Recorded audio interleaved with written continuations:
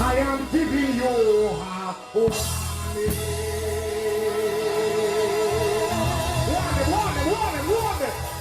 And you say it's time. That's why it's worship, Jesus. I am giving you one. So put up your worship. Jesus Christ is in the air. Love it tonight, the mighty man of God. Somebody big up Jesus.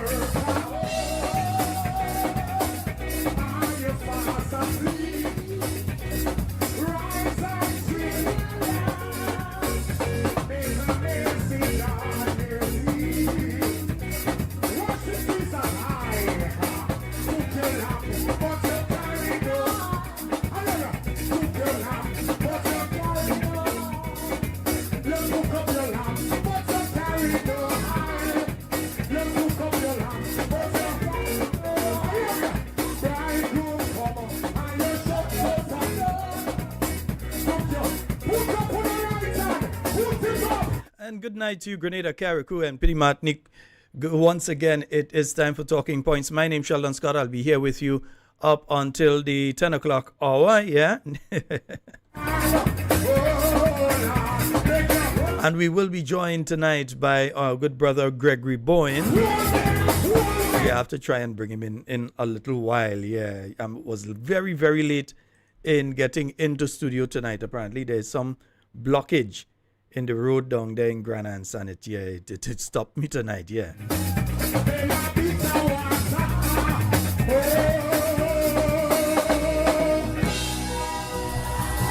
Make some noise to Jesus. Make some noise to Jesus. Somebody make some noise to Jesus. Come on, make some noise to Jesus. In this life, me trial were many. Some of the time So we're going to get into the conversation in a short while. Saying a special good night to all of you joining us via the YouTube, all of you joining us via the Facebook, those of you joining via We Noise Radio, those of you joining via the Talking Points website. We say special good night to each and every one of you. foreign people there. Me have been Jamaica from a journey, so me have seen the Jamaica way. And sometime me foot them get weary. Oh, and it feel like I would stumble. I know them are gonna sister. Me know them are gonna say fall. But sometimes when my problem come in a fall, you know me know. And it feel like I would stumble and drop a grave. Me know myself, but the jail to answer leave me. I wish some people that just be the present God tonight. Some people just shout out and walk up your mouth. I said, thank you, Jesus. Thank you, Jesus. Yes, indeed, folks, reminding you of the zonal meeting taking place tomorrow. That's going to be taking place at the Boca Secondary School from 6:30 p.m. It's the hand. I'm looking forward to see you there. You see, Various speakers including Dr. the Right Honorable Keith Mitchell, nothing around with the Honorable Peter David, tonight. I said, Jesus. Senator the Honorable Dwight Hosford, Great. and of course our good brother Nimrod Oliver. That's going to be starting from 6:30 tomorrow at the Boca Secondary School. Off the road. Can you walk me about and sing? And after road,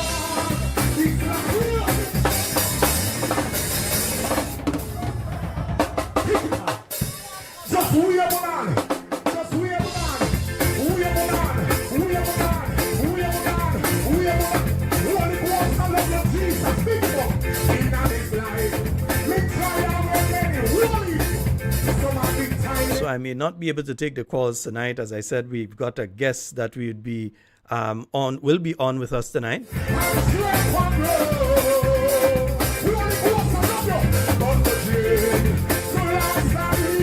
I'm just testing to make sure everything is okay. Yeah, just making sure everything is okay there on the guest end.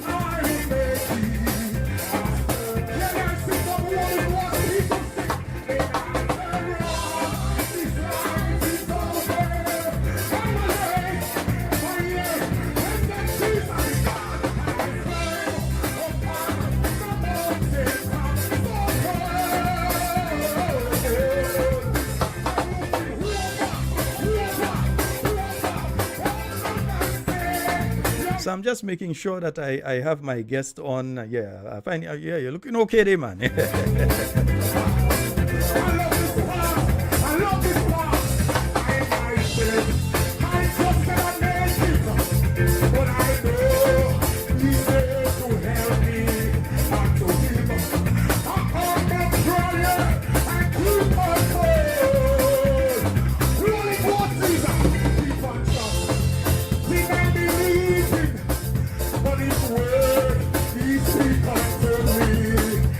a few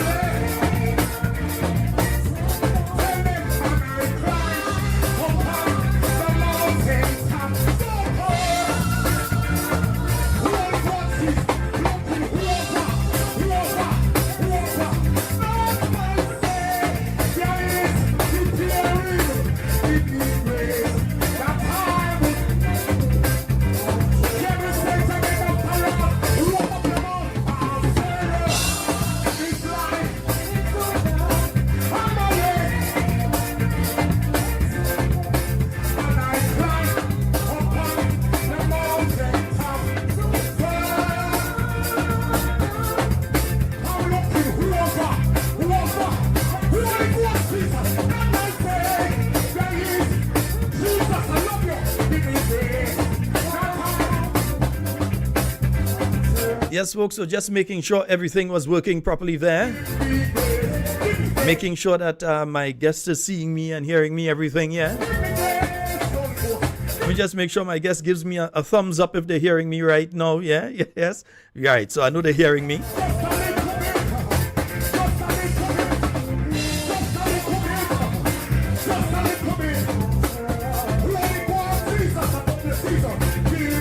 But before I come on with Brother Gregory Bowen, I just wanted to remind you all of something, huh?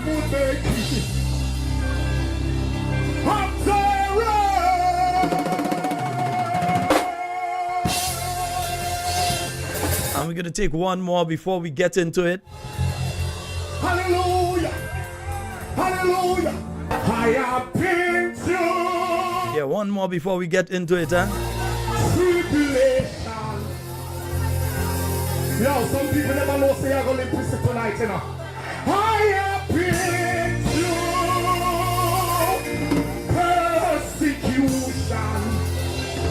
Put up in our men, sisters, all still alive. Tell them, thank God I crossed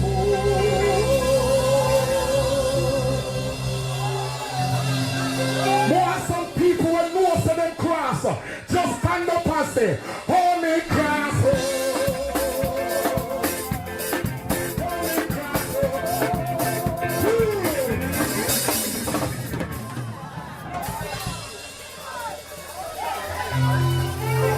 Yo, let me tell you something. Jesus said when you send up the praises. Yeah, because tonight we're going to be speaking oil and gas. Yeah, time to tell a friend, tell your family. We are on. Talking Points is on. Worship Jesus. So I said they want to sweat up and wake up, just worship Jesus. Because some people never know you're going to see today. Some people never know say you would be here tonight. Tell them say you're not here by chance. You are a purpose. You have been through tribulation. Holy Ghost, I love you, Jesus. You have been through persecution. I don't see a put up here and let them say, thank God I crossed over.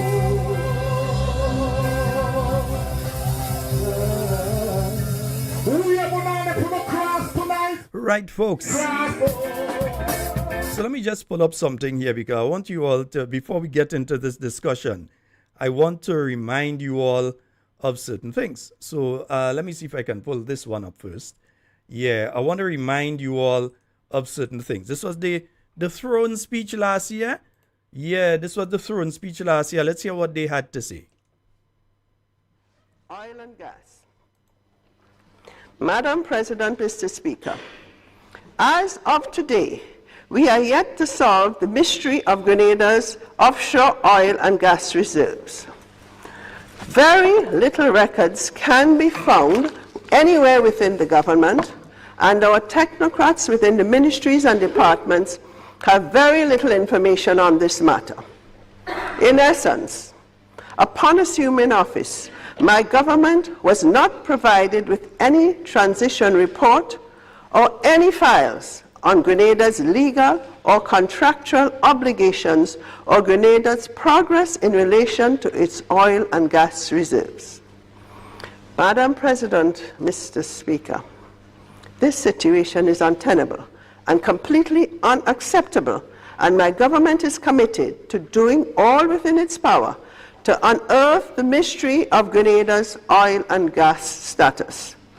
To this end, my government has established a technical working group chaired by a past Minister for Finance, Mr. Nazim Burke, and comprised of distinguished Grenadians, including Mr. Rodney George, Mr. Richard Duncan, Mr. Raymond Nurse, and the Office of the Attorney General, represented by the Solicitor General, to investigate and to do what it takes to demystify our oil and gas situation.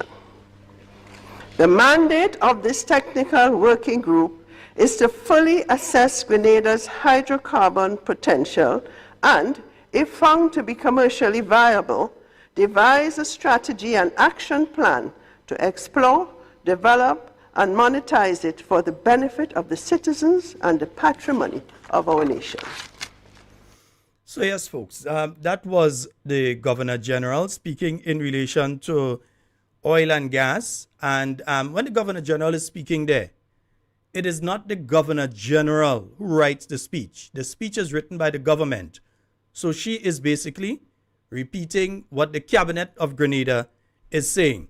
It's not her that sit down and say, well, yeah, this is a mystery. The government, yeah, the cabinet of Grenada. Yeah, I know about the throne speech. Way back in just after Ivan and so on, in the Ministry of Youth as public relation officer, they would say throne speech is coming up and they need the sections in relation to youth from the ministry and so. So it's not the Governor General writing. Different ministries provide their section to add into the throne speech that gives a line of march of where the government is going, what the government is thinking, what they're looking to achieve. So we heard the Governor General there speaking and saying that there was no oil, they couldn't find documents and all that sort of thing. So we just wanted to play that one first. Secondly, I want to play a second one here before I bring on Brother Gregory Bowen. I think I may bring him on a few minutes early. So let me just play another one before I bring him on here.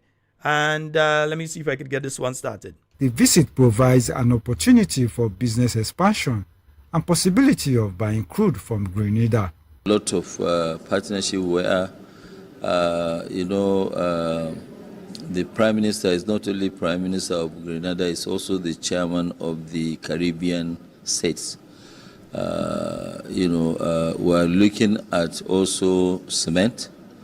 We're looking at petroleum, to buy maybe some crude from them, also to sell some of our petroleum products, because, we export to everywhere.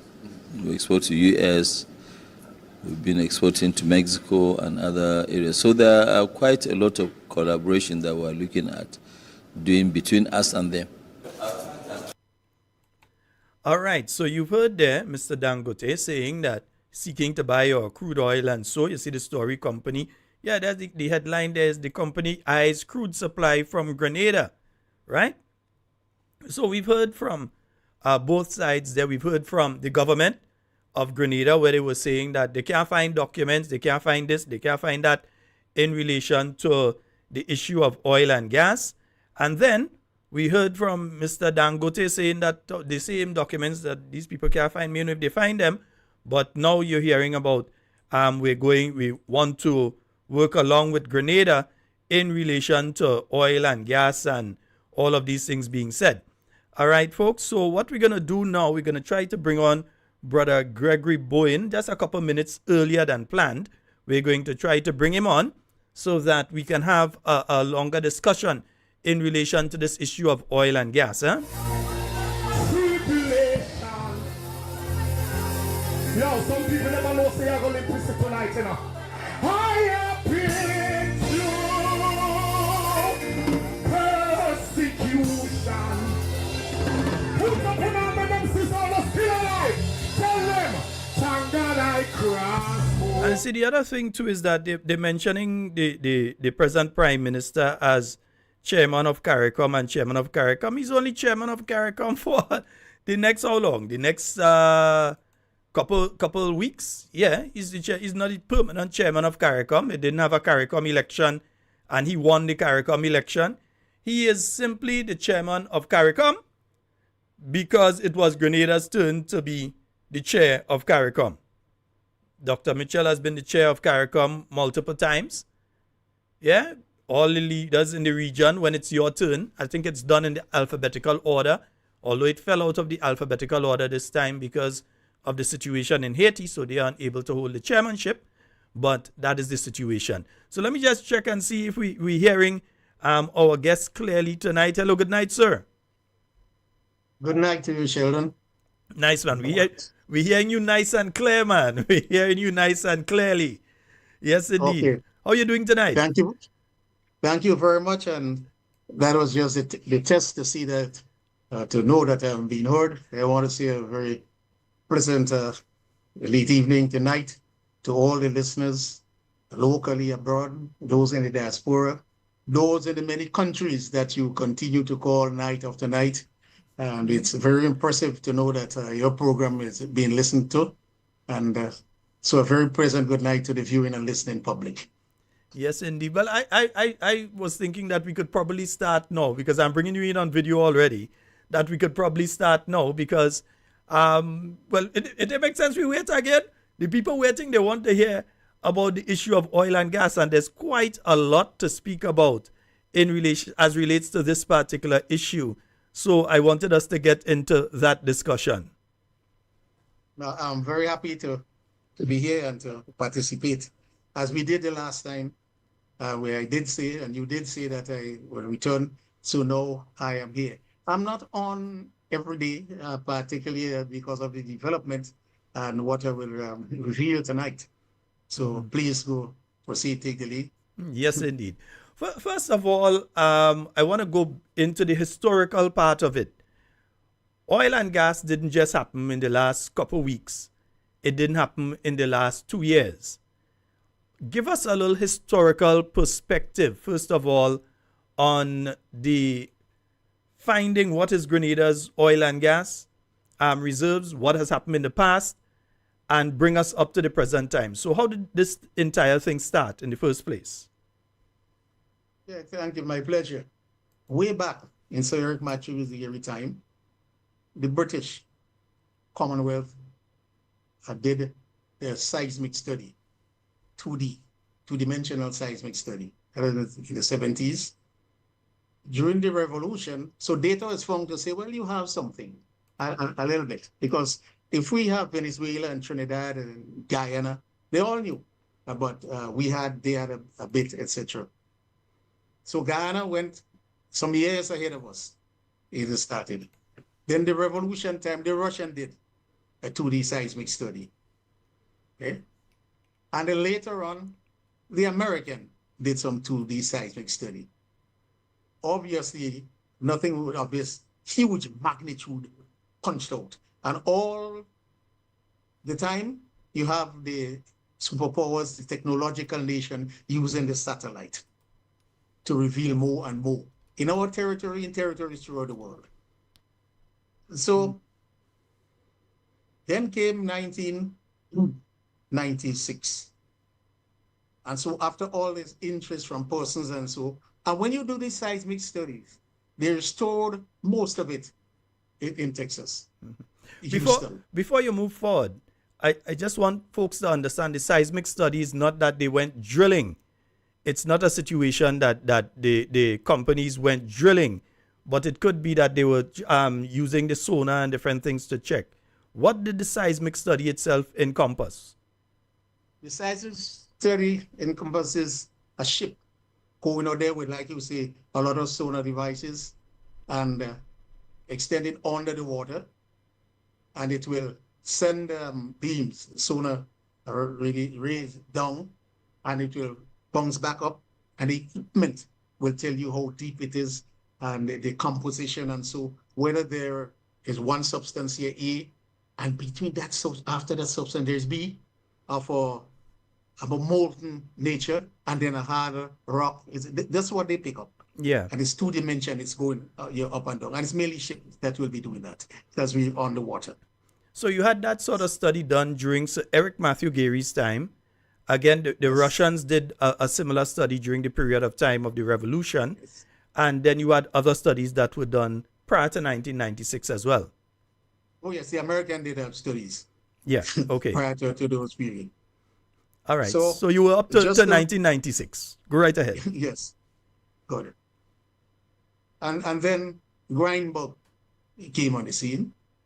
In other words, a lot of people, I guess the various governments were trying to woo investors in the oil and gas company in, but nothing was of that great nature to bring people in. Jack Grindbug, he made an application and he was granted an exploration license. Again, we have to look back at all those times and what he did and how he did it. And it was not only Grenada. He went to Grenada, St. Vincent, St. Lucia, Dominica. And he tied up all the waters there. Mm-hmm. So 1996 onward, we could not get anywhere. And so we asked him to come. He came down. We sought legal advice.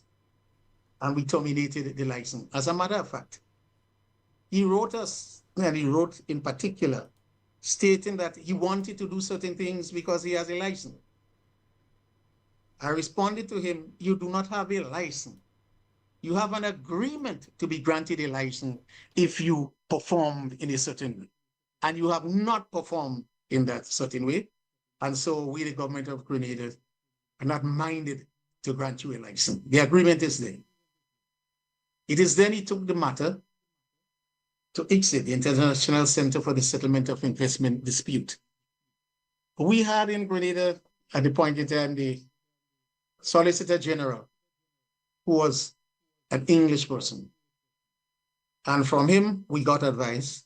And we got advice from elsewhere. In fact, we went to the British Commonwealth because they drafted our oil and gas legislation, both the act and the regulations. And we went to other sources. And so we terminated his agreement, not a license. He took the matter to ICSID, and there we were, wanting to charge Grenada $500 million, $1.35 million US. And the only person, the team, the group led, I want to recognize Sir John O'Geist as well. It was he and I who went to London to defend Grenada. While we had a lot of people spitting against Grenada, Grenadians, you know, people in the opposition at the time, banking up and giving certain information to Grindberg. And he went there. I remember too vividly, he indicated that I asked him for a bribe. That is why I terminated the agreement, and he wouldn't give me. Because in his country, the United States of America, bribery is a prime crime. So it is in the Caribbean and the rest of the world. You know what I remember again very clearly? Getting into the room, the tribunal, the room where the matter will be discussed and tried. The matter will be tried. And the introduction was being made. The tribunal, the chairman and two other members, they were sitting there. In fact, they were introduced to me. It was the first time that I was seeing them. The lawyers for both sides were introduced, and I shook everybody's hands. Lastly, in came in Mr. Grindberg, and I was waiting to see who was this person. And then when they said, this is Jack Grindberg, the body physically recoiled. And I did not extend my hand. I did not shake his hand in any manner. All the opposition members and the lawyers and the so forth, that is his team, I shook their hands. And I believe it was spontaneous. It's not that I did not want to shake a person's hand. In fact, I've gone to court with many people and I shook their hands. But I think that was the act of the Almighty, because it played a significant part in the tribunal recognition, because my whole demeanor, my whole face changed. And during that tribunal hearing, you know, the chairman of the tribunal turned to me. He said, did you ask this man for a bribe? And it was not along the line of questioning. I said, no. He said, did he offer you a bribe? I said, no, he did not offer me a bribe. And it's in those matters, at that particular time, I saw the chairman and the rest of the tribunal people. You know what they said? The matter of bribe and so that will not be heard by this tribunal. I think they saw it very clearly. And then we went into the issues of the legal matters. And again, God guided my hand in Grenada. I responded to every letter that Jack Grindberg wrote. And do you know what the tribunal told me coming to the end of the hearing? He said, had you not responded, Grenada would have surely lost the case. So there we go. And the first person to be Jack Grindberg in the international arena was Grenada, represented by Gregory Bowen and John O'Geist. So those times I remember too vividly. And I remember saving Grenada 1.35 billion EC dollars. Jack Raymond was not too happy. He came after me again. In fact, he appealed in the Dixie Tribunal. And the panel then was led by an Australian who gave the same verdict. Then he brought me before the American Supreme Court. We know the courts in America, you have the states courts, the federal court, and the Supreme Court. This particular matter went up as far as the Supreme Court in what you might call a joint ruling. And persons, ministers of government from other countries who behave in a specific manner and was brought before a tribunal and before the court. That is where the elections came in 2008.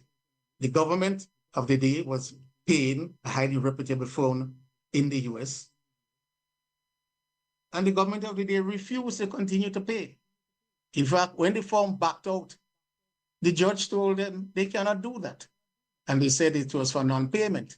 So he said he wanted to get something, not from me, but from the government of Grenada. Because while he tried to twist this into the minister, and he joined Gregory Bowen, and he joined so many others, so far as the court said, and the magnitude of the monies that he was going for, where will Gregory Bowen get $500 million to pay you? So the judge said, clearly, this is a matter for the state. And we got, I think Dwight Horsford was the person at the time, we got from the government a letter that they will not pay. That is when the court released the lawyers, a very reputable set of lawyers, from hearing the case. At that point, Grenada was left in the doldrum, and there would be a default judgment against us. So I had to find the sums of monies to pay. And I did. A lot of people came to my aid who gave 2,000 US, 5,000 US, etc. And 5,000, when I say a lot of people, 5 or 6. And the sums of monies went up. We did get a lawyer who took on the case. The first group gladly gave the document over because they relinquished the case. And we fought. And we fought and we won. From the federal court, it went up to the Supreme Court and the judgment came down. I said it was a joint case. So it was not just Gregory Bowen going to the Supreme Court. It was all persons. And that seemed to have been a ruse by investors. And the Supreme Court finally said, don't do that. Don't bring people before me. Particularly you've gone to a tribunal and you want to bring them to get out of us. We won that again, and the state was saved. The same 1.35 billion EC dollars. The state was saved that. The government in 2014 or 15, the government of Review paid me 35,000 EC dollars as part of the remainder. All people who gave me grant and support, I declared to them. And I told these people, I cannot look for monies from poor Grenada to give you back. And they said, okay, forget about that. But what I paid for myself, there's a balance of 67,000 US dollars that the permanent secretary, the cabinet agreed, and the permanent secretary, the Ministry of Finance, written to me indicating that we pay in 6 months from there. Well, we're still here today, and that has not been paid. So you're saying here that up to this day, the 30th day of October 2024, you still not have been fully reimbursed for the costs that you personally paid to defend Grenada against Jack Greinberg. That is true. Well, the late Jack Greinberg. Yes, that is so. And when you look at what is happening, Cabinet made a decision. I'm a member of the cabinet. I'm the beneficiary of that decision. So I never pushed the permanent secretary. He is the same permanent secretary now to say, well, why don't you pay me my money? He's a custodian of finances. The cabinet made a decision. And when you look at position, it should not, and it cannot be said that I use my influence. Remember the integrity in public life, Roger? It extends to all of that morally, you know. Don't use your influence. Because you are the Minister of Finance and you didn't pay yourself. Exactly. You were the Minister of Finance. It would have taken absolutely nothing to easily just tell the permanent secretary and the payment officers within the ministry, organize your payment. Even if you decided you wanted in a lump sum, you could have, but you didn't do that. So you've left government with the government of Grenada still owing you over $60,000 US. That is correct. And if but we are the ones that say it's criminal, you know. Yeah. Yes. But, my goodness. I would not, as Minister for Finance, do anything to push the permanent secretary to pay. As a matter of fact, when it happened in 2014, the Prime Minister was Minister for Finance.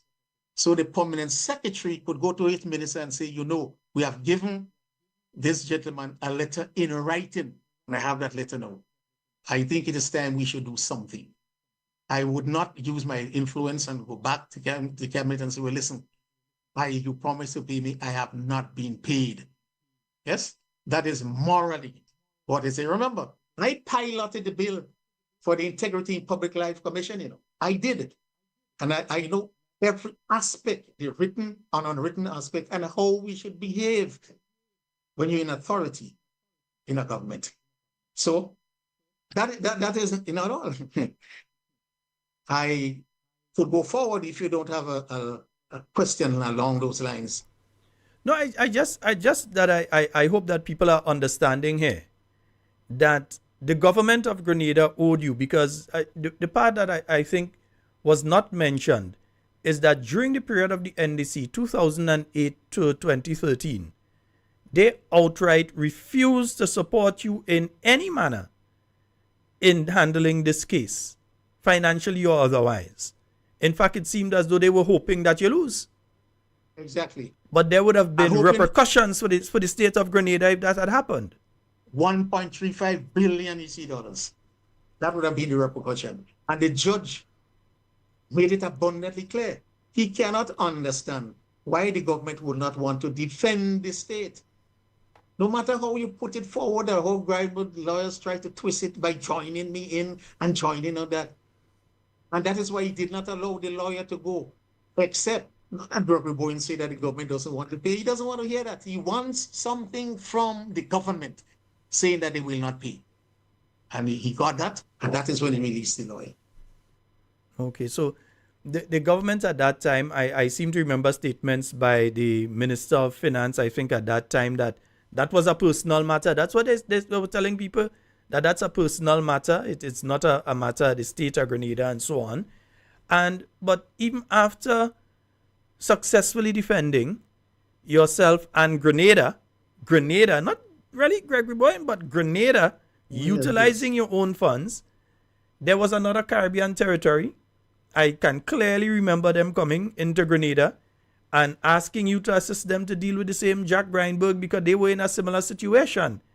And I remember being at Mount Helicon when those individuals came, and there was a short press conference where they were asking you basically, well, listen, you get through with Grindberg.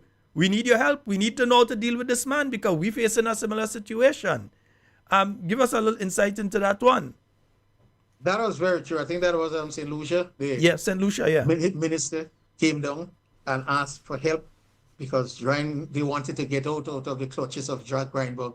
Remember, we got out, but they were there from the beginning with us, nearly 1996, and they were still there to 2014, 2015. And nothing was done with respect to the development of the oil and gas sector. And so I met with them. I gave them the guidance, how to go forward. And the gentleman, the minister thanked me, went back to St. Lucia and started the legal process. And you know what? Jack Grindberg wrote to me 2 days after saying that he will deal with me. And I should know the type of person that he is. And if I only continue to help that country, our neighbor, our OECS neighbor, that he will haul me again through the mill. Well, I did not even respond to him. I continue to help them. I don't know, I believe the government changed in St. Lucia. At that time, the minister that came was Richard Frederick. He's Yes. back in government now as part of another party, but at that time he was part of the United Workers' Party of Sir John Compton at the time. And Sir John Compton was long gone by then, but he was part of the United Workers' Party. Now he's part of the other party. But government had changed not too long afterwards, yeah. Yes, that is true. And do you know that lately in the 2017 to 2018, that he again sent a ship through all the territories, and that ship came to Grenada. And I told them, no, you cannot, Jack Grindberg has nothing to do here. And they said, no, he told them that he has something to do with Grenada as well. We told them that we don't mind you doing the survey, but you must give it only to Grenada and yourself. Well, I think Jack Grindberg got rid of them. I don't think they did any of the survey from Trinidad and come up. And that's where we are with his And system. I think if anybody researches Jack Grindberg online, the late Jack Grindberg, I think he died back in 2021. And there is a litany. It's not just Grenada, because at the time, the opposition at the time attempted to make it look as though this was simply just a Grenada situation, whereby Jack Grindberg had cases against people in the Middle East. He had cases against people in Kazakhstan. He had cases against other countries in South America, Latin America, all over. He had cases against various people. Some lost. Well, Yes. you were the first that won. Other people were paying 90 million here, how much million there, and so on. But in your instance, you were the first one to defeat him. The first one to defeat him. And some of them say, but I paid Jack Grindberg the 30 million because to get tied up in court and to have this project delayed for 6 years, I will lose more. So they settled, a lot of them settled in court. Grenada doesn't have money to settle. And you mentioned correctly, the opposition at the time sided with Grindberg. As a matter of fact, there's one member of the opposition that I would not call name, and the public will understand why. That person came to a meeting in Laborie, and they said, there's one living down the road. He's going to go to jail soon.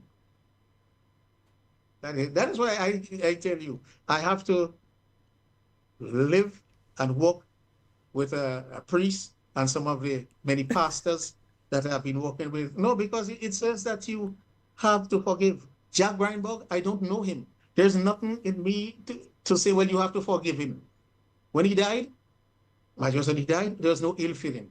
But you see, my Grenadian counterpart, my Grenadian fellow members of parliament, who sided and who knew that there was no truth in it, and who went out of their way to do things, to sell,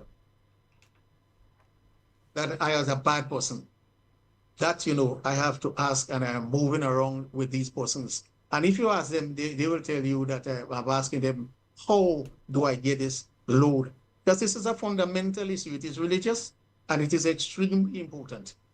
While I sleep good at night, it pops up every now and again, and I want to get it off, even if it means that I have to go to the person and say, listen, I finally got rid of it. When I listen to what the Lord said, not if somebody does you wrong, but if you have ill feeling against a person, leave the altar. Do not come up and take my sacrifice. Leave it. Go and make it right with that person. And that has always stayed with me. And I have to do it, and I will do it. There are two in particular, parliamentarians and former parliamentarians, that I must do that with. Because what they did was sort of sacrilege to me. Forget Jack Grindberg. To me, he did nothing.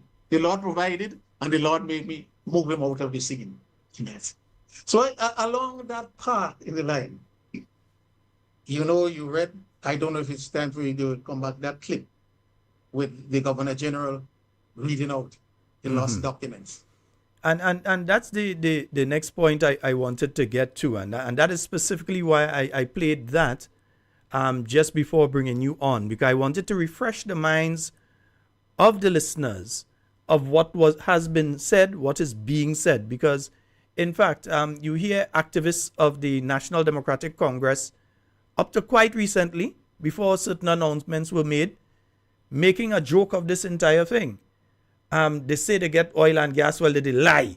They didn't get no oil and gas. And they hide all the documents, like they take it and they go with it, or whatever they do with it.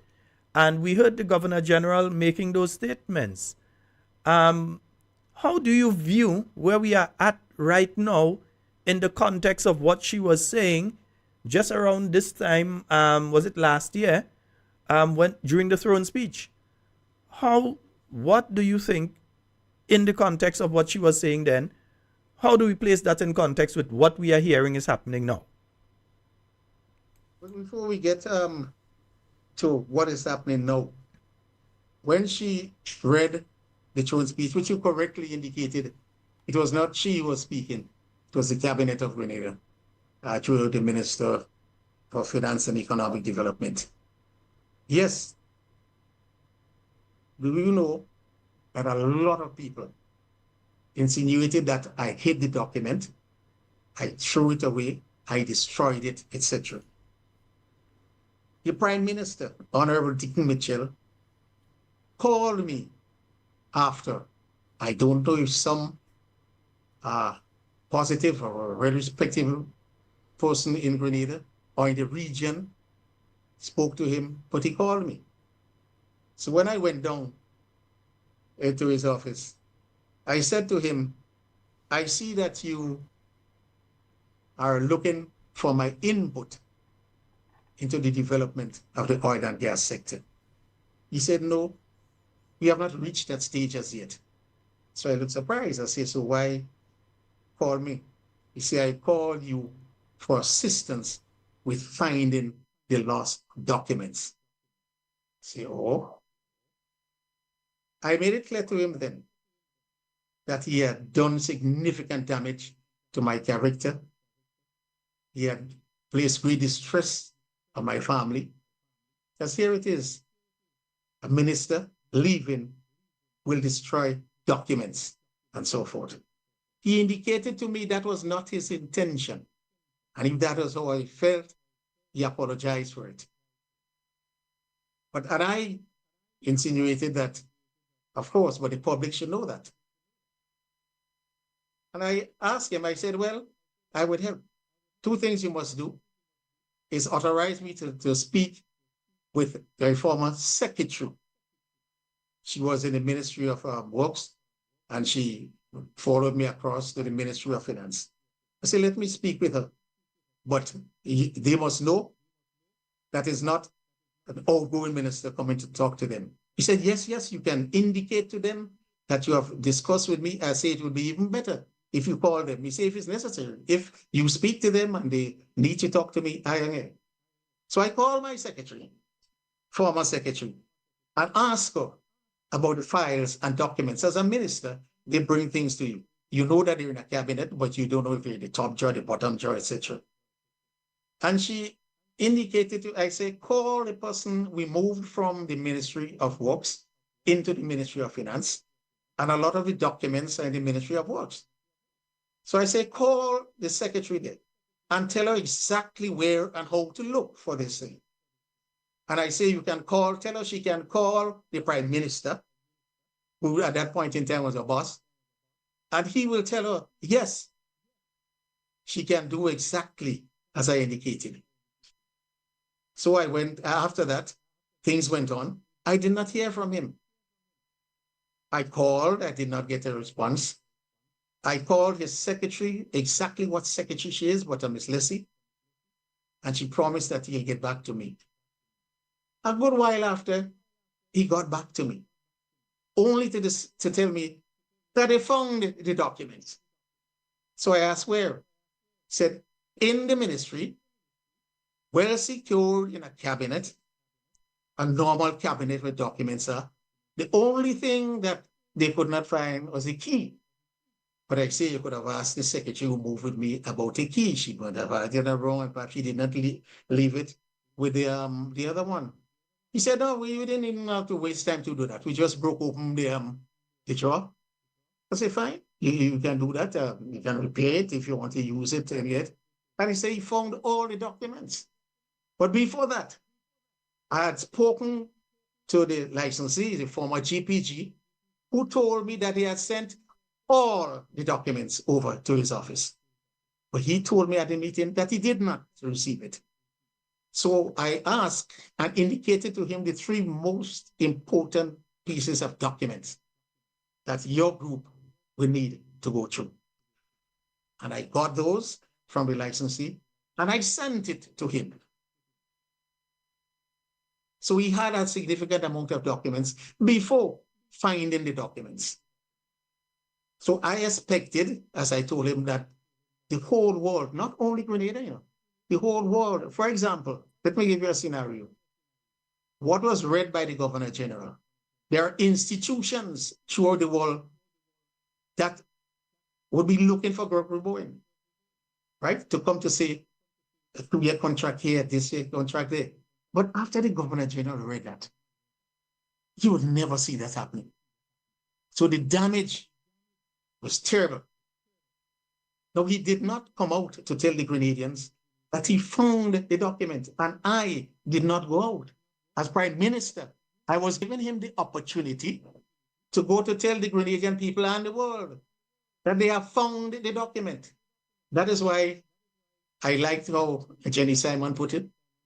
The documents that they couldn't find, they're going to call the group and they have signed a contract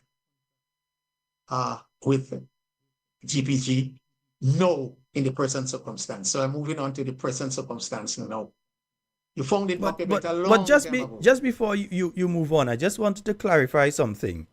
So the throne speech was read first.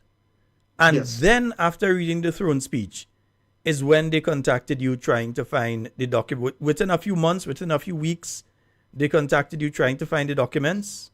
Months. Within a few months, they contacted you. And Yes.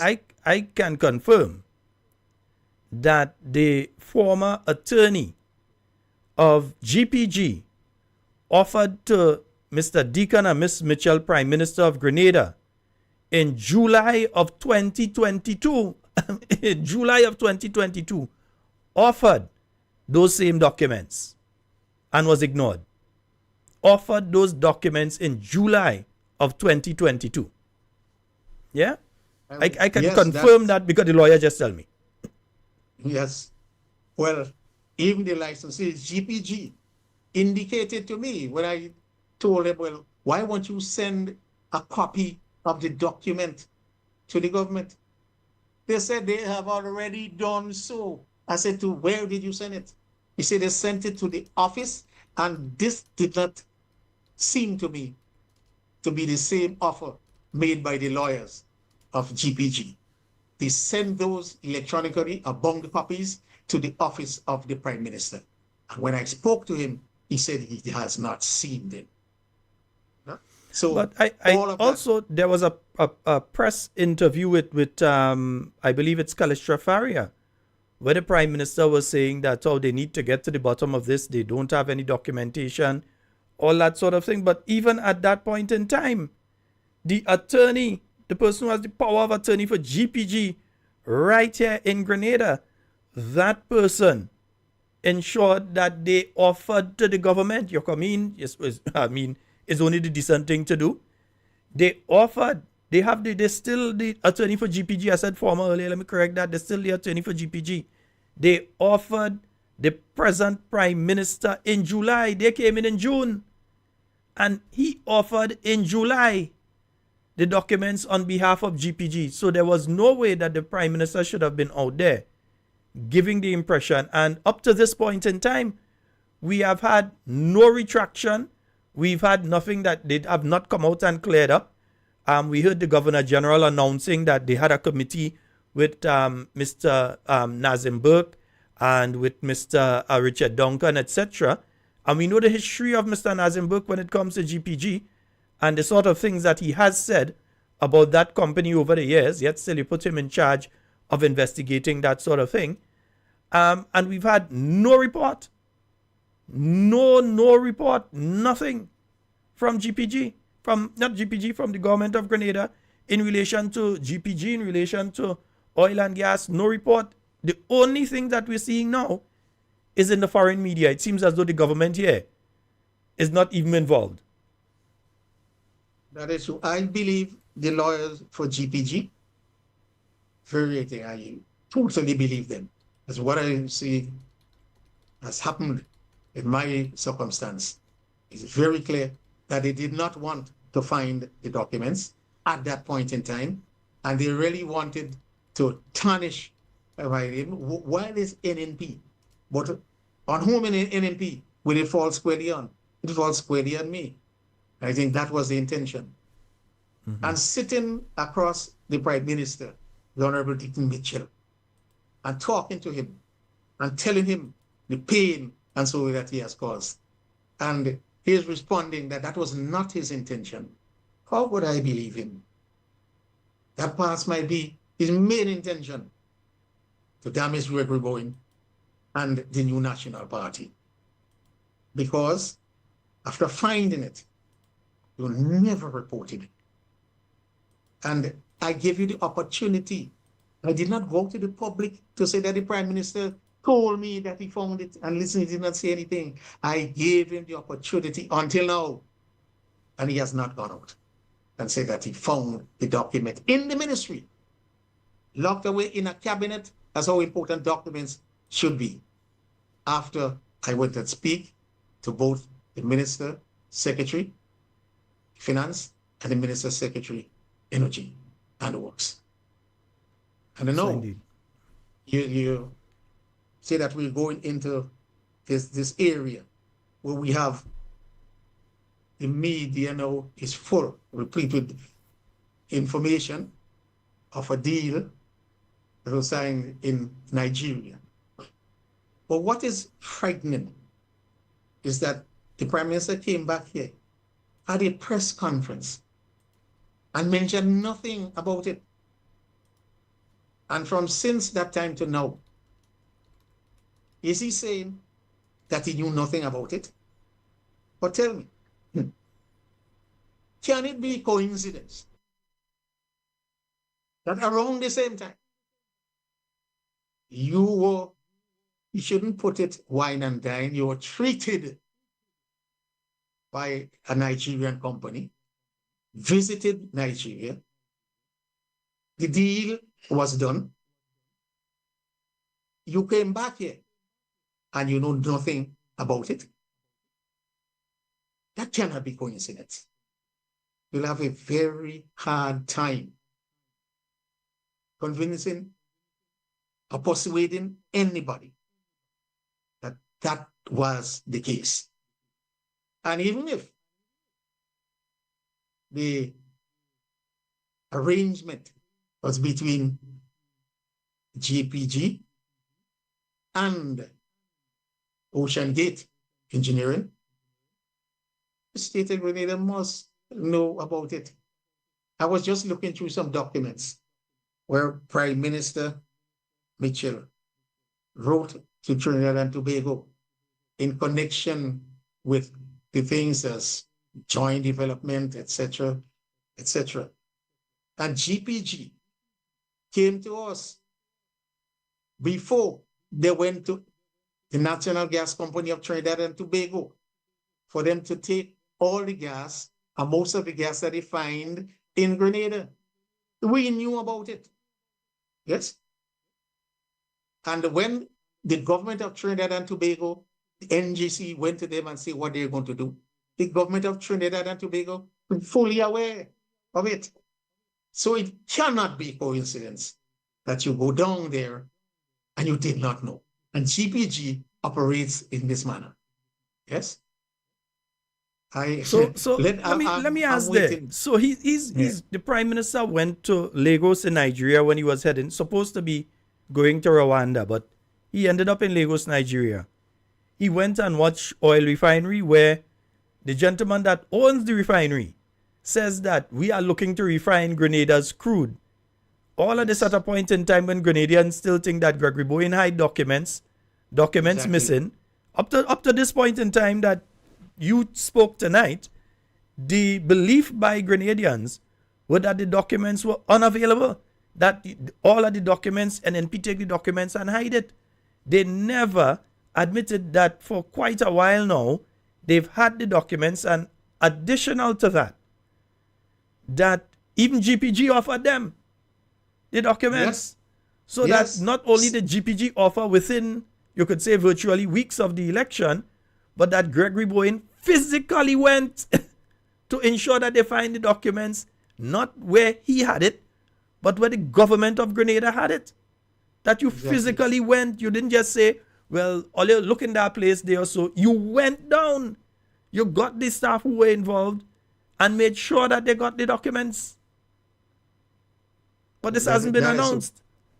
This has not been announced. The Prime Minister still gives the impression that some sort of crooked thing take place and man gone with documents and bag of documents gone and hiding in Gregory Bowen house. Exactly.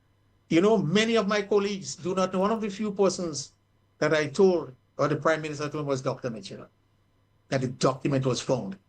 And I intimated that we should give him the opportunity. So it's not a system of going out and embarrassing him. We gave him the opportunity to come out and say, the document was found. So Gregory Bowen came, helped us, and we found it. I asked him, and he obliged, and we have found the document. Mm-hmm. That was the same thing that happened with the hotel. Remember? Mm-hmm. The hotel down in the place where they asked me, where you were in the tribunal, going to exit. And the Attorney General asked me to come in. The lawyer who called me, I said, make sure you have the blessings of your superiors. She said, I do. I do have it. Hold on. I want people to understand what you're speaking about here. You're speaking about the case that the government dropped.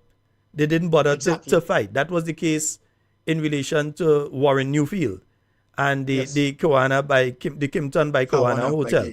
Yes, exactly. So you're saying that they called you in relation to that to ask for assistance? They definitely did.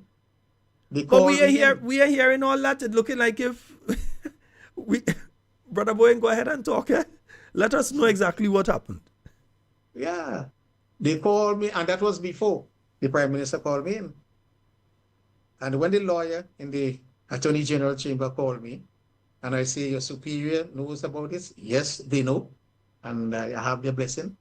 So I spoke with her, and I gave her the information of what I can. And lo and behold, they made the decision then. But I never went to the general public to say that, listen, they're asking for assistance. So it was not a retaliatory effort to say, well, boy, go and talk, and he run him out and things like that. So, and he caused us that we come and ask him for help. So we don't want to give help. We don't want to help anymore. So we dropped the case. No, nobody knew about it.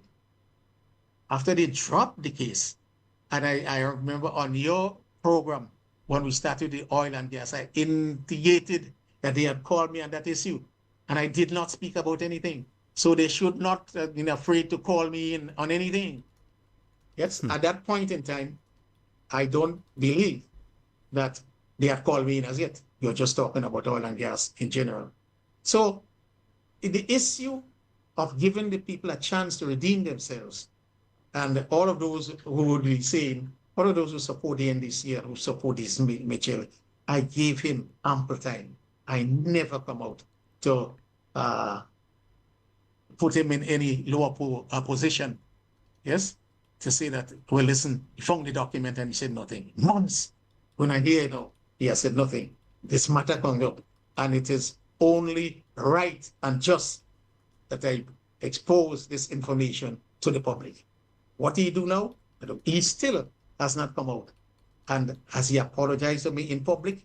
He still has not come out and apologized to me.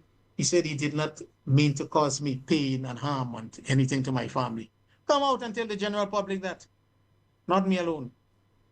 And he still should do that. Whether or not he feels that no, he is a little humiliated because he didn't do what he has to do, he still must come out and tell the Grenadian public that. Apologize and say, I did not do that. He said, well, I was under pressure and I had to do this and we had to move with the oil and gas. And no. No pressure. It's a willful act. Come out, take responsibility and apologize. Because the various statements were made on very public platforms. As I said, Calistria Faria had an interview with the Prime Minister.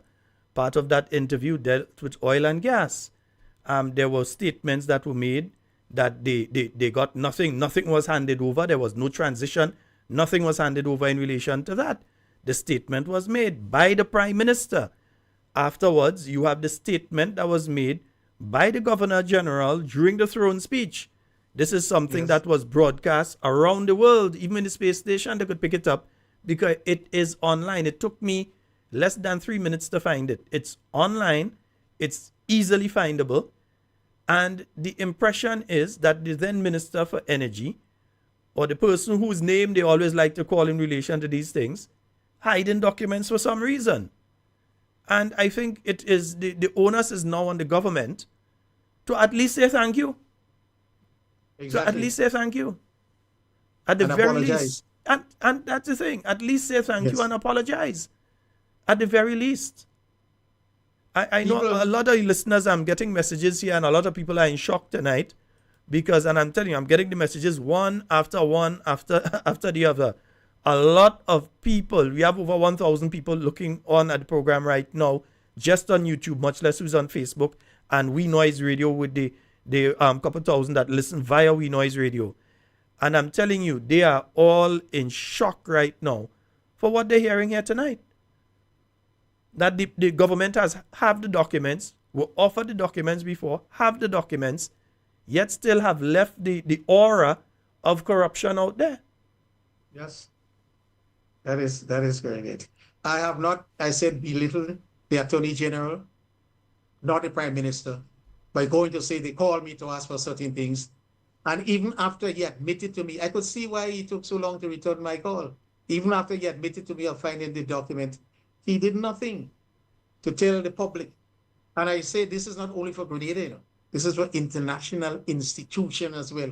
Which international institution will come to you? And many of them have been speaking to me, will come to you and say, listen, we want you to head this department or head this institution for a while, even while you out at the period of 5 years that you'll be out of government, headed for 2 years, and so that.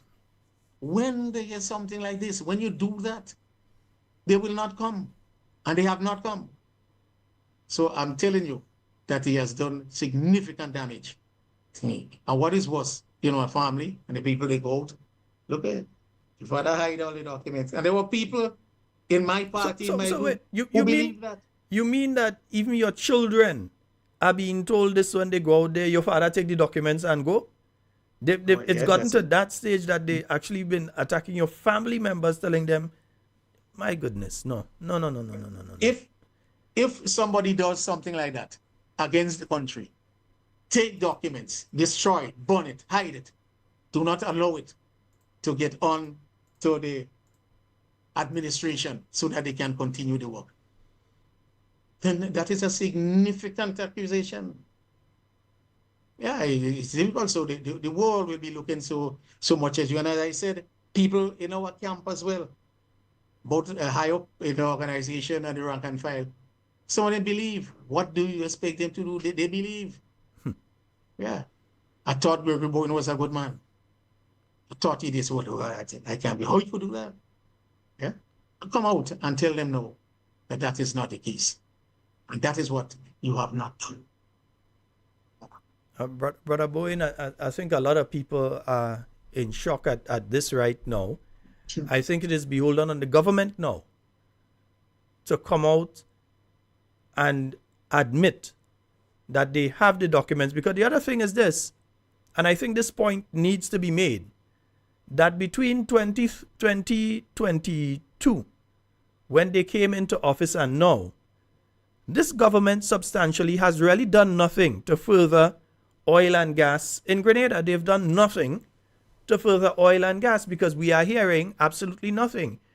I reviewed certain aspects of the budget speech for the budget speech and even the budget presentations for 2023. And there's no mention of the development of oil and gas, similar for the budget for 2023 and 2024.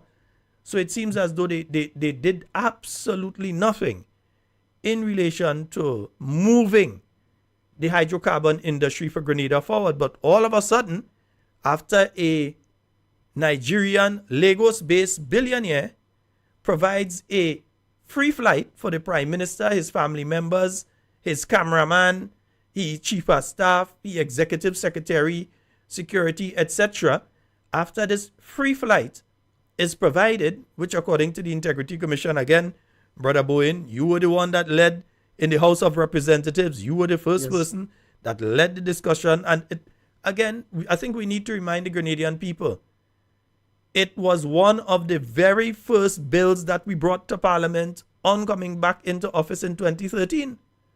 That is true. One of the very first, if it was, I believe it was actually at the first sitting, if I could remember correctly. It was one of the first bills that were brought to Parliament, the Integrity in Public Life Act. So very soon after the Prime Minister goes there, all of a sudden we're hearing about signings, and you're hearing about this company sign and all sorts of things. Something seems fishy. It is very wrong. And the act mentions about corruption. Not only that it must not take place, but it must not be, nobody must get an impression, an indication, a perception of corruption. And I want to see how the Prime Minister will extricate himself from this one. No coincidence.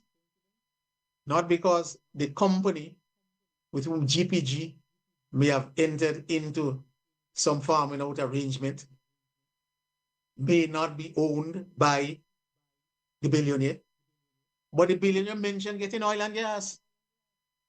There is an inherent link there that only the deepest investigation could clear up. And I do believe that we're in this boat, and no stone must be left unturned. I indicate to you one of the moral principles behind not asking, because I am the recipient and I am in cabinet. If somebody else come and you owe them, they may not have the clout and so to get it. So morally, I must leave this to the permanent secretary, and I left it to him. But you were the permanent secretary boss. You could have whispered to the man, hey, you didn't even do that. No, you didn't even go that direction. No, because morally, I would have swayed. Yes, by telling him to do that. Maybe he forgot. Yes, but documents from the cabinet is there. It's on record. Because again, at the time that the Integrity in Public Life Act was put in place, yourself and the then Attorney General were two of the integral people in drafting, getting that legislation drafted and going through it with a fine-tooth comb to make sure that it addresses not just any act that may be corrupt, but may be perceived to be corrupt. Exactly. And I think this is what the government is missing. The Integrity in Public Life Act is clear. It is not just that you have done a corrupt act, but the perception that the act you may be doing can be corrupt. The perception of corruption is also dealt with. The law speaks about corruption. It also speaks that nothing must be seen or believed to be a perception of corruption. That is why I said you must get down to the bottom of it. The investigation, the fine-tooth comb, a thorough investigation. And it behoves the Prime Minister to get that done, even for his own benefit and for Grenada. Yes. I didn't go to couldn't push the permanent secretary to pay because I propelled that law and I understand all about it. The drafting, the external consultants, everybody. And I know that morality and morally, while it is not written there legally, morally we should follow it. Yeah. Let me I do that. A lot of people, the law says that if somebody offers you something and it will cause, that was discussed. I mean, I raised that when the law was being drafted, and if it's cause embarrassment, I say one country cannot embarrass another country. So if you give me a gift, I will take it. The next step is if ordering. as a country giving another country a yes, gift. Yes, a that's country one they thing. they come and they put that so. They visited and they put that. I'm not even going to the public, the Integrity in Public Life Commission, We call the secretary forthwith.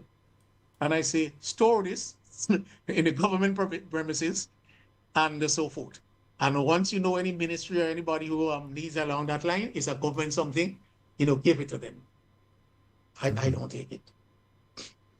Yes, But I know indeed. I would have embarrassed the country by refusing it. I don't do that. And that's a serious, serious act to embarrass another country. Yeah, it So can then- have complications when you do that. So country to When you do country, that. it's one thing. So if you as the minister are gone to a country, they're giving a donation to your country, that is one thing. But if you go there and a billionaire businessman is giving you something for a program in your constituency, the Integrity in Public Life Act is clear on that. No. And he intends, Because- he stated an intent to do business in your country, yeah? And he's gifting, he's Exactly. treating. Exactly, that's corruption. That's corruption. Clearly. And I think the onus is on the Prime Minister to get to the bottom of this. If he feels that the man tricked him, but you should not come back and report that. You should know. A man just dropping you off here and giving you something and that, no. The only time that a state official will do this thing, either let your accommodation be paid or your transport be paid, is when the hosting country knows that they have to pay for everybody. All officials coming to the, maybe that is why they get it. A lot of people Again, want to host. not a countries, businessman, the country. the country.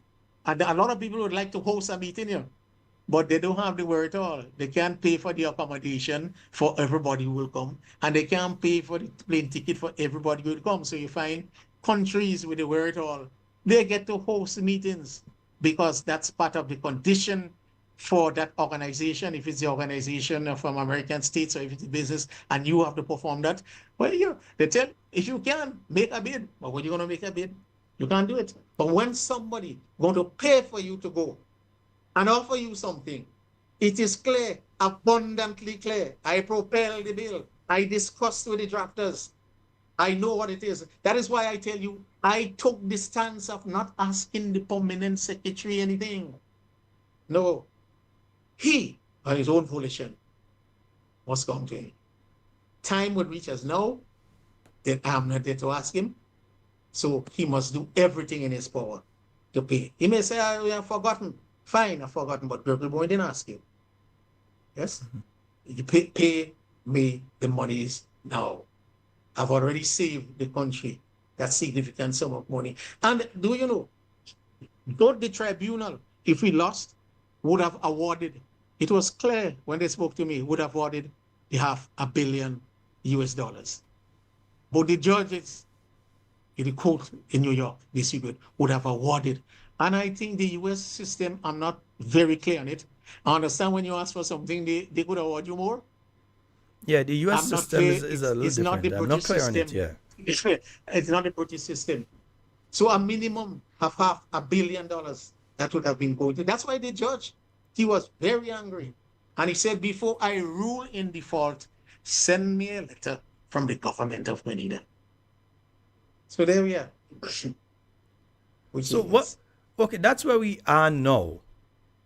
Since leaving office, have you been contacted by the Ministry of Finance at any point in time, not now on oil and gas or Kimpton by Koana with Warren Newfield and so on? have you been contacted by the Ministry of Finance in relation to the outstanding debt that the government of Grenada owes to you of $67,000? No, Not even a note, not an email, not a letter, nothing. nothing, nothing. Do In you have fact, any intention of making contact with them, or you leave it up to them? No, I certainly will at this point in time, because in public life, maybe, but to a much lower extent. And so, having propelled that bill, I think I can now ask it, because I do not have the influence to say pay me overpaying somebody. Yeah. And I certainly will. And I don't know after tonight's hearing of all the information whether or not I would have to do so. Yes, I will listen, give a while. Otherwise, I will contact them.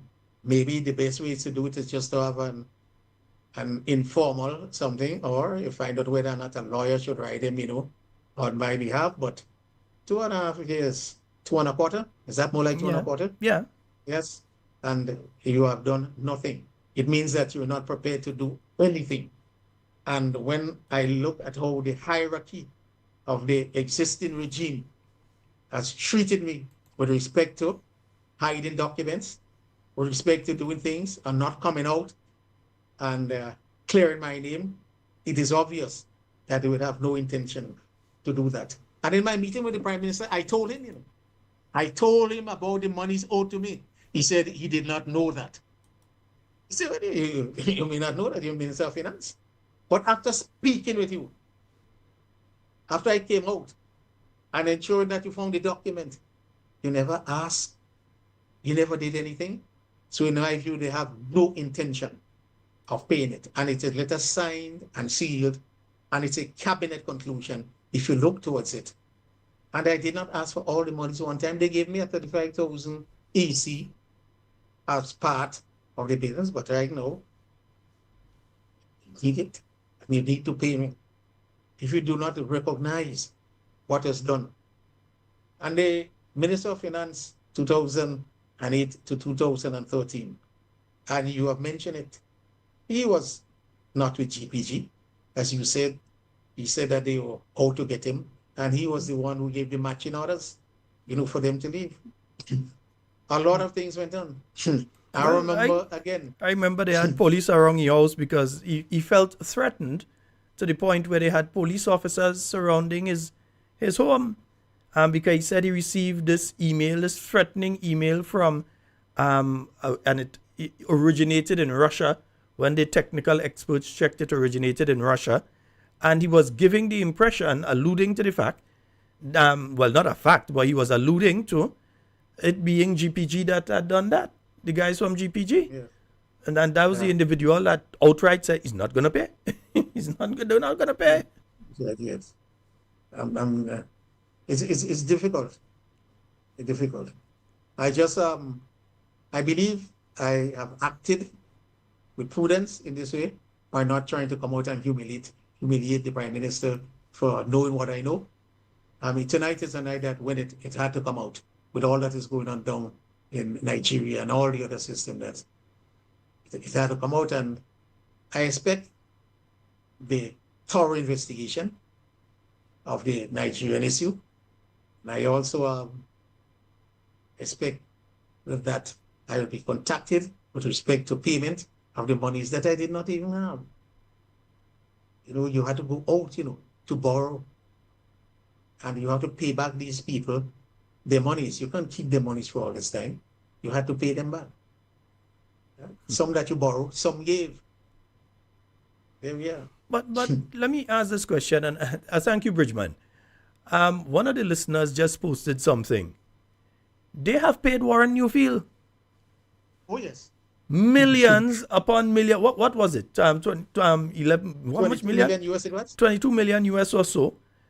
They also are facing a further $56 million that they've got to pay the investors in that same project that they called you down, the man that they call you down to help. And they are now paying, well, they're being very silent on that. And I think I will ask the media to get under their skin on this particular one. what is taking place with the 56 million US owed to the 200 plus investors in the Kimpton by Kawana. But they paid Warren Newfield. He gave money. Oh, yeah. But they can't pay a Grenadian, a born Grenadian, your neighbor string here. They can't pay a born Grenadian his money. No, they don't. And there would have been no money to pay anybody, public servants for the last time, if I did not defend Grenada. And I mentioned again John O'Geese, he was there with me for that $500 million US. And when I look at how tribunals operate, when you go before them, like a little banana republic, it is the investor. As if you took the investor money and you did what you want to him, and now you want to throw them out. That is all. So we had to prepare. And the legal team at that point in time, I dare say, they discussed everything with me. And you know what surprised me? When I made suggestion and comments, they took it. So I asked the lead, you think I'm a lawyer? Next thing you go and do this thing and you say, I make you lose the case. You say, no, you're bang on target. We have looked at it. You have looked at it. You have come up with a suggestion. We have gone and we have refined it. And we note that what your line is the correct and proper line to take. And we did that throughout the Carriacou case. And lo and behold, we ended up on top. Right on top. All the questions that was offered, the brief and all the things that we go in and the preparation that were made. I see their name was Freshfields, huh? You remember that legal one? Yeah. Right on top. We won that case. And the fact that they had me as part of the team, the legal team, I said, wow, I didn't know I was elevated to this high-class legal firm. No, right through, right on. And in other words, while they briefed me, I think because most of the suggestions came out from me, when I was questioned by Grand Book lawyers, left, right, up, and center, I answered them with clarity and with exactness so that the tribunal did not have a choice but to rule in that particular way. Yes, indeed. And let me just remind the listeners, we're speaking here tonight with Brother Gregory Bowen, and he's giving us a little insight into the oil and gas, what has happened over the years, and giving a little of his perspective as to where we are at right now. And Brother Bowen, that's why I want to go right now. I think we have roughly about half hour remaining. Time flies. I think next time I can bring you on for an hour and a half. We have to go the full 2 hours because we started to run out of time. And folks, I hope you all understand. That's why I can't take calls tonight, because there's so much that's coming out here. So we are at this stage. First of all, I'm going to ask this question first of all. Is GPG in control of all of the blocks or some of the blocks? And I want folks to understand, first of all, what the blocks, when we say blocks, what we're referring to. So what is the present situation with GPG and the blocks and so on? And there's a reason I'm asking that question. It's a leading question. Right. Okay, the sea around you is divided into reticular blocks. And blocks is just a rectangular, and it will not be totally rectangular because it follows the lines of latitude and lines of longitude. And there'll be a little curve and a little curve, but the distances are so small that you could hardly see it. The waters around Grenada, we have 37 blocks that you divided it into. You could divide it into big blocks, so you could get 16. Or you could divide it into tiny, tiny blocks, and you could get 50.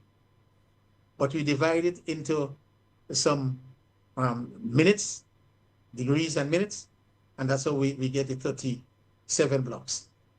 GPG applied for an exploration license, and 11 blocks were granted to them. So they don't have all. They don't have all. They have 11. They have 11. Mm-hmm. And obviously, when you divide your sea, there are areas that people wouldn't want to go at all. You're not close to Venezuela. Why are you going to divide you? You're this far piece across it, nothing right there. And don't forget that satellites and 2Ds will be done over most of the waters, and people will have an indication. So they were granted where the 2D would indicate And at least there could be something. There may be nothing, but it will be positive with respect to success. They were granted 11, and they thought those were the areas that those were the blocks that they might get something. So you should explore in those areas, and you should relinquish. So over the period of the exploration license, at the end of that period, you have to give up all. If you did not move on to the development stage, so you have to pick out some and say, all right, I will spend some money and develop those. So they have done that. They bought all the data from Houston, apart, and those people who are licensed, who are the proprietary rights, and they bought the Erie era, the British Commonwealth. They brought the PRG era, the Russian, and they brought the post-PRG era that's done by the Americans. They brought all that data. They bought it. Anybody could buy it. They bought that. And so from that, they looked, that will help them to see what to go for with their exploration. And they did some 3D. These are two-dimensional, and they did some 3D to tell them, well, which blocks I must keep. And they have a development license for 4 blocks. And obviously, it will be the most lucrative area. And you and I don't have to do anything, any big sort of survey to say, boy, close to Venezuela. So the probability is better. Or it's close to Trinidad. So the probability is better. But if you give them something close to St. Lucia or something up there, what's the first thing you'll say? Yeah, nothing. We know. Not that they may not have, but nothing has been found there as yet. So I don't want to go there. So obviously they got the 4 blocks closest to the area where there has already been oil finds. And so they went ahead now and they drilled in those areas. And they found, that's where, after drilling in those 4 blocks, they found that there is gas, significant gas. As a matter of fact, when they reviewed this data, will now have to go to experts, evaluators. It went to 2, it went to 1 in Houston, Texas again, and it went to another one, McNassar, and they have estimated, remember, this is estimated, 9 TCF, trillion cubic feet, that's what is there. And you can't get out all of what is there. Remember, if you get out half, you're okay. You get out what is there. And 200 million tons of oil. Again, that is an estimate. And that you have a maximum, you have a minimum. What the figure might be commercial is only 1.15 trillion. Remember, I said you have 9 trillion, but only 1.15 if it is commercial. But if that 1.15 gets off the ground, they figure that they have something like over $1.3 billion. Yes? So all of that again is analysis. It doesn't have to be true because the analysis itself tells you that you may go and find nothing commercial. But obviously, they do that for every find all over the world. They warn the people that you may find nothing. So then you have to refine your test. No more drilling now. Go down. And when you get something and you hit exact oil and you can test it and you can beam up and flip them the gas, then the analysis will change and say with certainty that you can get, let's say, 2 TCF, trillion cubic feet of gas, and you'll get with this. So they have to do that now. They have to go now and do this second set of test wells and a second set of drilling. That is what you have to do on the development area that you have before you can move to production, and you have a time frame with which to do it. Yes? So that's where they are now. So anybody who will come in must move quickly to do that second set of drilling, to do the second evaluation, and to move into production within the time frame given in the development license. Now, let me ask, where does the government come in at this point? Where does the government come in? Okay, they've drilled, they've said, okay, we found this. This is the commercial amount. The rest we know we wouldn't be able to get all of that out, but we'll be able to get this amount. Where does the government come in? Because I think what a lot of folks out there may be asking is at which point does Grenada end up starting to look like Guyana right now, where you have a petro industry going on down there, and you realize that they're making significant amounts of money off of the arrangements that they have in place. And there may be many folks out there asking now, well, how many years till Grenada get to that stage? Is it an immediate thing that an agreement is signed now and somebody comes in and they start developing immediate, and by next year you're taking out natural gas from there? Is there a time frame? I know you mentioned that there are time frames for the license. Yes. So there are specific time frame and the different types of license, the development license, the exploration license. You've mentioned the different licenses and there are time frames attached. Folks may be wondering out there, what time frame most likely are we looking at right now when it comes to this particular issue? 5 to 10 years. Let us look at Ghana. From the time a license was granted in Ghana, you can recall when did? Or when they found, and when these American companies moved in. 5 years. If you're happy and have oil on land, oil that are in shallow waters, you have to look at all of that. No. You're looking at 5 years. You have to go and do some further testing. Then you have to bring the rigs and the so forth and put them right on spot. You have to start the drilling. So according, if you're lucky, let us suppose that they hit test wells and they find the exact location. How long before they do that? 2 years. 1 year to 2 years. And then you know that you're starting to drill to come to develop and sell, minimum 3 years. It could reach all down to 8 years, 10 years here. If you find lucrative wells, as in Ghana, or you'll double up and pump your money and so on. And if you have the big giants, they were Shell, Bobo, all these big fellows, they could pump and thing. If you have a small company, they must either bring in these big fellows who could pump in and spend the $2 billion right away, or they might have to go and look for financing themselves, etc. All of that will play a role. And all of that will be determined by when they do this second set of test drilling and for what they identify. We know that there's something they know.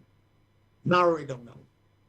And say this well is a big find and we can do that. And we can get a lot out of there. And at the same time, you have the monies. The big boys could come in, and if they link up with you, can go down. The time can cut short. But the small players on the scene, they normally take a longer period. Now, we know the announcement was made in 2018 of the initial find.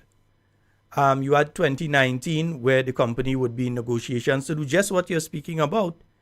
And then the year everybody wants to forget was the next year, 2020, when the world basically went into, the price of fuel went down to nearly, because nothing was traveling. You had no planes flying, no trains, no vehicles, people would park up, they were at home and so on. So the price of fuel at that point in time went down. It was not significantly high enough for you to say, well, I'm going to pump all this money into it at that point in time. What was the situation during that point in time, during the COVID time, coming up to the last general election, when it comes to the issue of oil and gas and the exploration that was taking place? Well, worldwide, the oil production went down. You know what the investors say? Leave it in the ground. As you correctly said, the sums of money involved to develop this. And the low price of oil. Remember, boys, you went on the barrels, went down from $69 and so on. Nobody was using it. Nobody, even if you had a license. Some people suspended, and the governments where they had a license had to agree with them. There's no way that you could do that. And so there's the same thing in Grenada.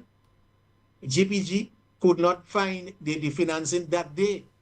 Would have already targeted. And you obviously, men would not lend you money. Say, oh, would you pay me back? You're supposed to pay me back after year 5, a significant sum. No. What would you do? So COVID played a significant role in not only in Grenada, all over the world. And they say, leave the oil in the ground. That's what investors would say. And big investors, Shell and Moco, all of those fellas, all of those in Ghana now, left it in the ground. Yeah. Because it was not the size of find that you had in Ghana where they have oil and gas.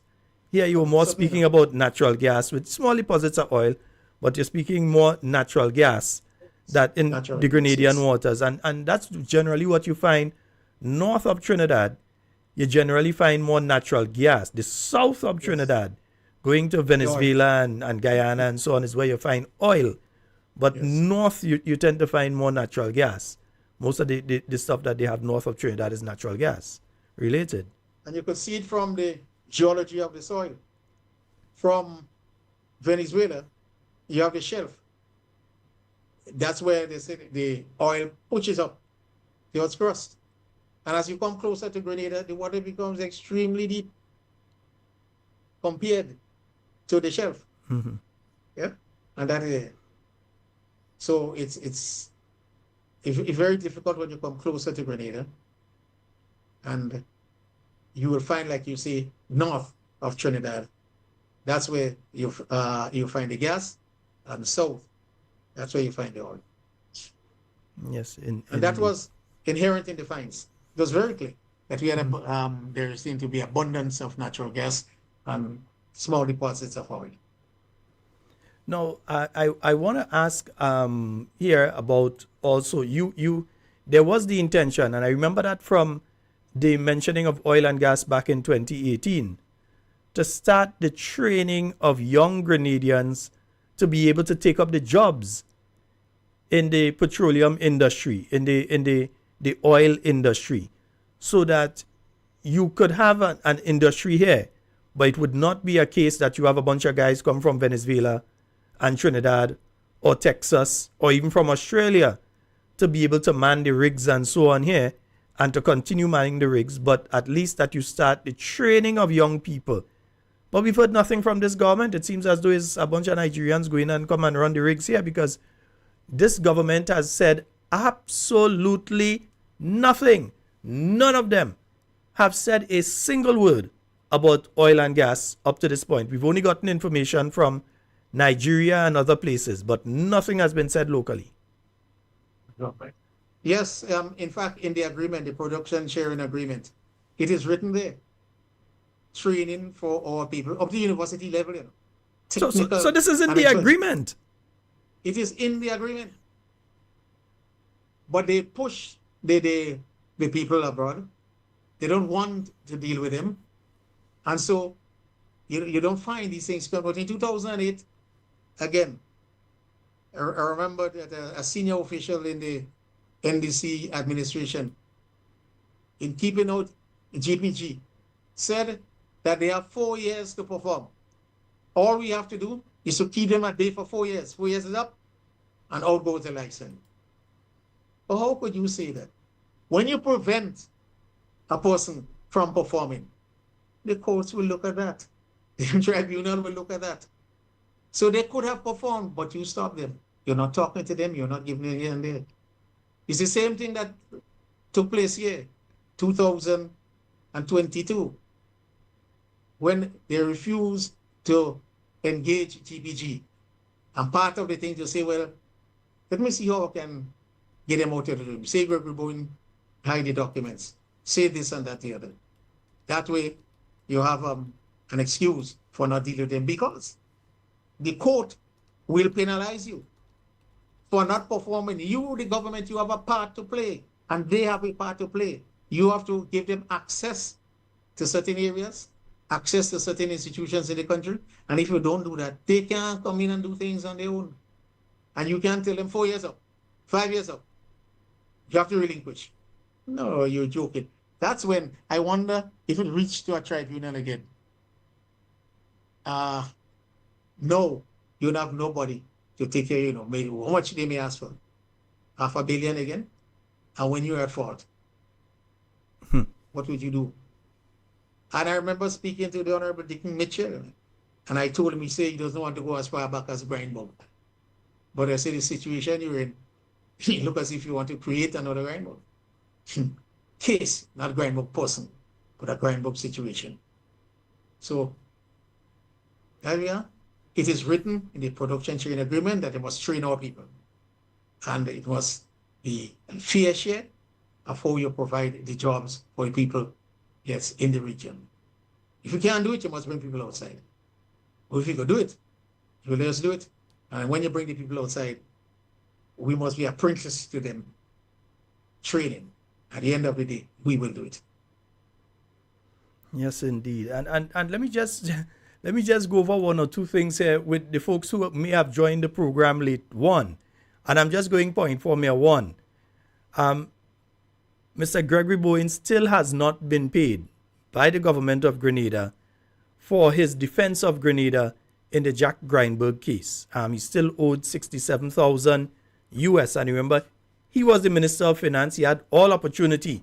If he decided to do so, he could have gone ahead and say, pay me, or made sure that the different people within the ministry ensured his payments, and that he did not do it. Yeah. Secondly, he has revealed that the government does have the documents. They do have the documents in relation to oil and gas for Grenada.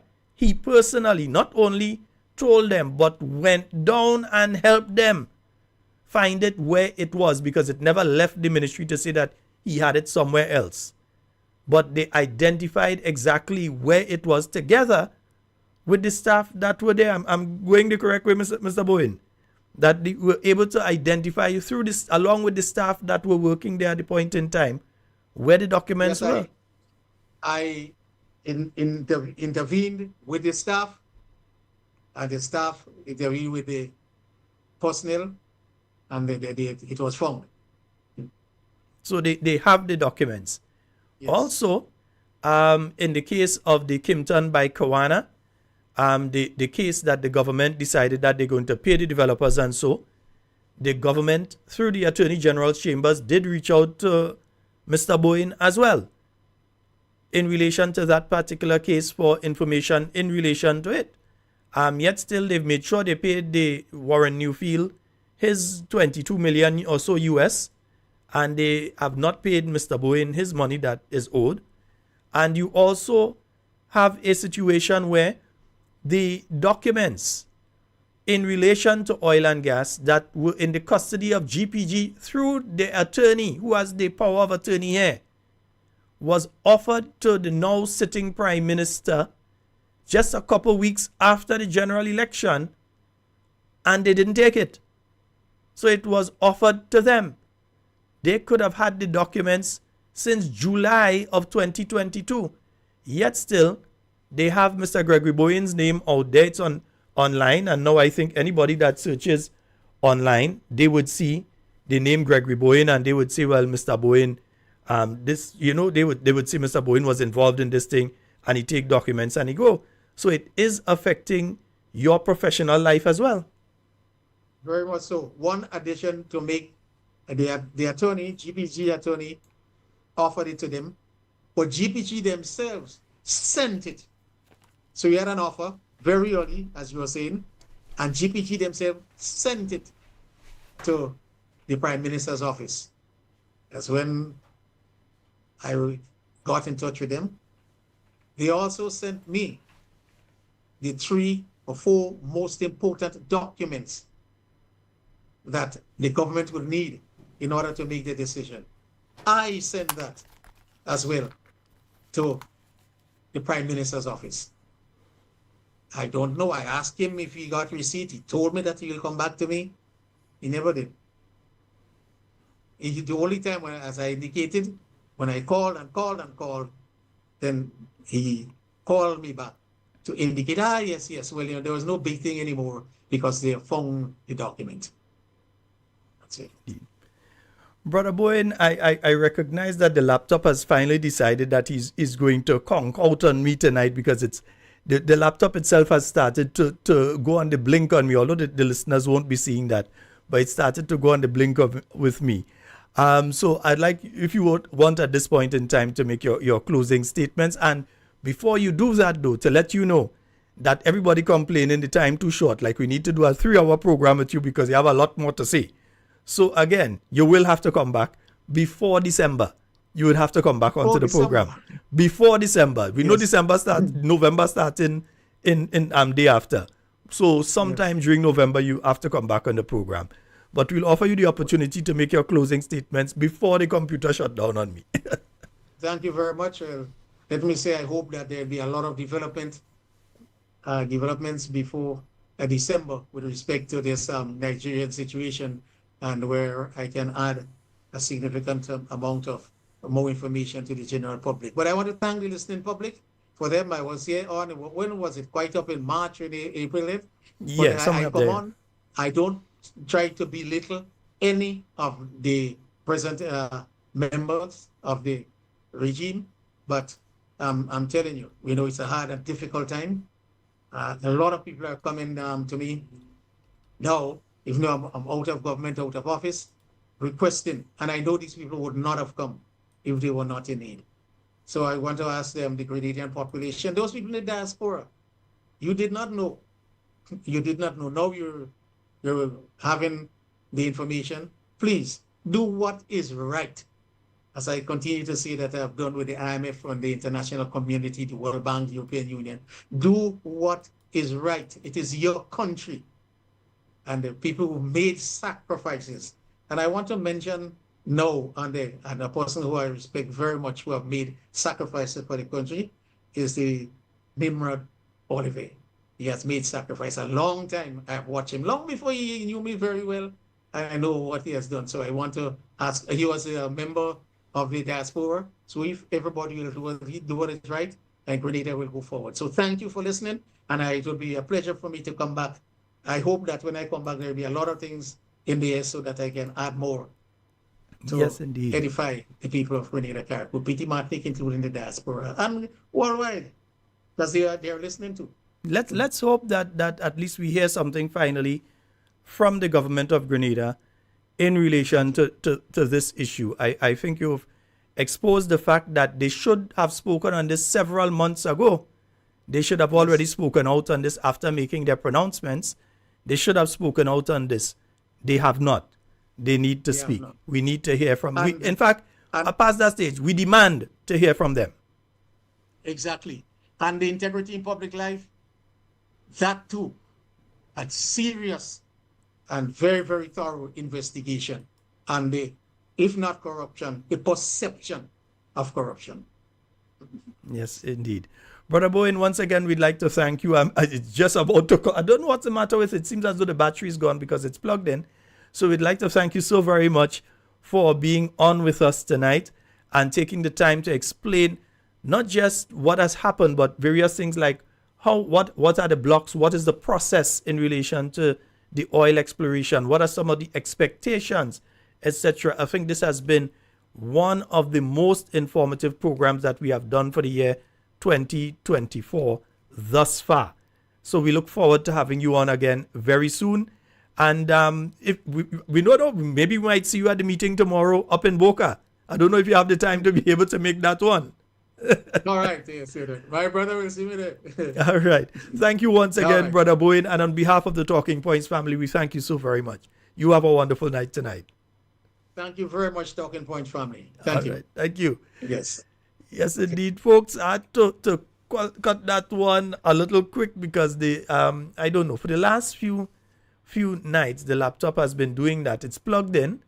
It seems as though the power, the battery or something is going. I'm not sure because it's plugged in, yet still it's cutting off. So I don't know what is that. But at least it decided to do that when it was nearly 10 o'clock. So we know that laptop is an NNPI. It made sure that we got the entire discussion out of the way before it did what it started to do. It started to blink on me, so I knew it was going. So yes, indeed, folks. I want to thank each and every one of you. Remember, tomorrow night from 6:30, we will be broadcasting the meeting that is taking place at Boca Secondary School from 6:30 p.m. We're going up by Brother Nimrod Olivier. All right, so Dr. the Right Honorable Keith Mitchell, Honorable Peter David, You have Senator Dwight Hosford. And again, our good brother Nimrod Olivier is going to be out there. So we're looking to head out there tomorrow night from 6:30 p.m. I might be there, Yeah, most likely I might be there, right? From 6:30 p.m. That is going to be taking place. Remember, also, it's Thursday. So Auntie Jenny is on tomorrow. Looking forward to Auntie. I don't know what she come in and drop tomorrow. I find she kind of quiet this week. So that means she has some kind of bomb she may be looking to drop. So, yeah, tomorrow is Simon Says Thursday, as we just call it. All right, so tomorrow Simon Says, and then from 6:30 p.m., we've got that meeting taking place at the Boca Secondary School, the New National Party. Brother Nimrod Olivier, we hope that you're having a wonderful night. Nurse Wendy and Maguire, whichever one of the three islands you are on. We don't know if you're on Grenada, Carriacou, or Petit Martinique. I know you've been on all of them for the day today. We say a special good night to you and all of the nurses, all of your team that's here with you. Folks, that's all the time we have for Talking Points tonight. It's been wonderful being here. Love each and every one of you. And looking forward to you all at the meeting tomorrow. And then I should be back on Monday. Yes, I'll be back on Monday. We're not having the Friday night forum this week. In fact, folks, just before I go, I was contacted today by the Rose Foundation. So we heard from the Rose Foundation today due to what we played last week, Friday. All right, so we're looking forward to next week, Friday's program. So we won't be on this Friday, but we will make it up to you on Monday of next week. I am out. Love each and every one of you, and do take care of yourselves.